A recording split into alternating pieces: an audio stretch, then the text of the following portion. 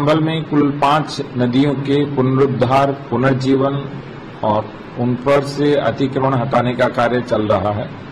अतिक्रमण लगभग सभी नदियों का हटाया जा चुका है, जिसके क्रम में सोत नदी को गत वर्ष पूरी तरह से पुनर्जीवित कर दिया गया, जिसके बाद वहां जल स्तर में भी वृद्धि हुई और महावा, अरील, वर्धमान और महिष्मती नदी इन पे काम चल रहा है। महावा नदी लगभग 55 किलोमीटर लंबी है और उसमें से 19 किलोमीटर से अधिक पर मनरेगा के माध्यम से, कन्वर्जेंस के माध्यम से और जन सहयोग के माध्यम से कार्य हो चुका है। उसके अतिरिक्त अरिल और वर्धमान नदियों के ऊपर भी कार्य चल रहा है।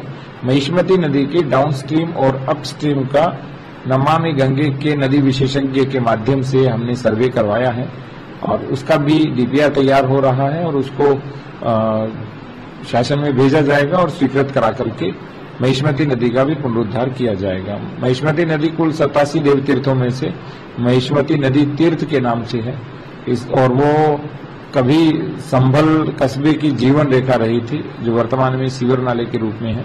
तो वहां के सीवर की निकासी की अलग से योजना बन रही है और महिष्मती नदी को किस तरह से भविष्य में नहरों से जोड़ करके पुनर्जीवित किया जाए और वर्ष भर उसमें जल बहे, ये प्रयास किए जा रहे हैं।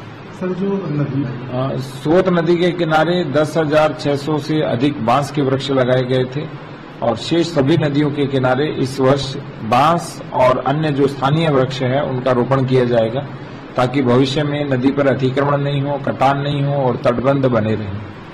सर, जैसा आप बताते हैं, महिष्मती नदी पर लंबे समय से कब्जा हटाओ अभियान चल रहा है। लगभग सारा कब्जा हटा हुआ है, जो थोड़ा बहुत कब्जा बचा है वो भी हटा रहे हैं। उसमें धारा 67 की कार्रवाई की गई है तहसील स्तर पे, उसका वाद चल रहा है और वो सार्वजनिक भूमि पर बनी हुई है और जैसे ही धारा 67 की कार्रवाई पूर्ण हो जाएगी उसको ध्वस्त कराया जाएगा। सर, लोग स्वतः भी इसको हटाने का कार्य, यदि स्वतः संज्ञान ले तो अच्छा है, नहीं तो न्यायालय के निर्णय के उपरांत उसको हटाया जाएगा।